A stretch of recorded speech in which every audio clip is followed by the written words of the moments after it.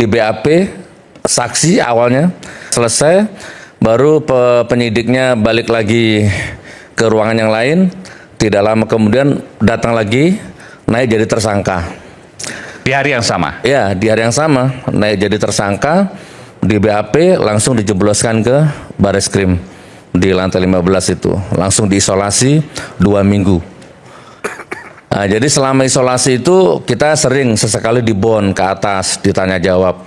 Nah ini Bang Aiman, jadi penyidik waktu itu ngomong sama saya, Gus Nur, ada 4 pasal berlapis, 4 atau 3. Yang pertama, penodaan agama. Oke. Saya sudah gelar perkara sama MUI, Fik Gus Nur menodai agama. Yang kedua, menebarkan kebohongan. Yang ketiga, menebarkan kebencian. Sara itu. Berapa hari kemudian pengacara saya utus cari MUI yang mana, karena penyidik bilang sudah gelar perkara dengan MUI. Akhirnya kita kejar MUI yang mana, karena penyidik nggak mau ngomong MUI yang mana, siapa namanya, nggak mau ngomong. Kita kejar, ada videonya itu viral. MUI nggak mau nemui dan nggak ada klarifikasi apapun dari MUI. Dan yang mana yang dimaksudkan menodai agama? Yang mubahalah itu. Jadi saya sumpah Quran dengan Bambang Tri itu yang dianggap menodai agama. Isinya? Ya, Sumpah apa? kan kita kan podcast ini sama Ya, Bambang oke. Tri.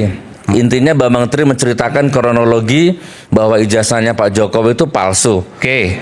Saya kan nggak percaya. Oke, Mas Bambang, saya nggak percaya. Mungkin juga banyak pemirsa yang nggak percaya. Berani nggak saya sumpah Quran? Pak Mangtri waktu itu ada tantang seperti itu. Nah, di dalam hati itu sebenarnya saya nggak mungkin berani nih orang gitu. Ternyata berani. Akhirnya saya ambilkan Al-Quran. Oke.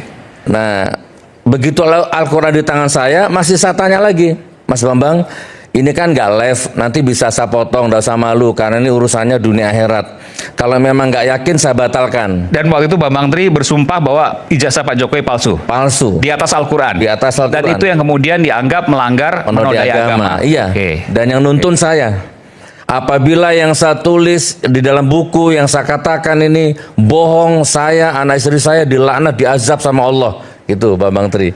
Tapi kalau ternyata yang saya tulis ini benar, maka kalian semua yang menggilahkan saya, kalian semua celaka.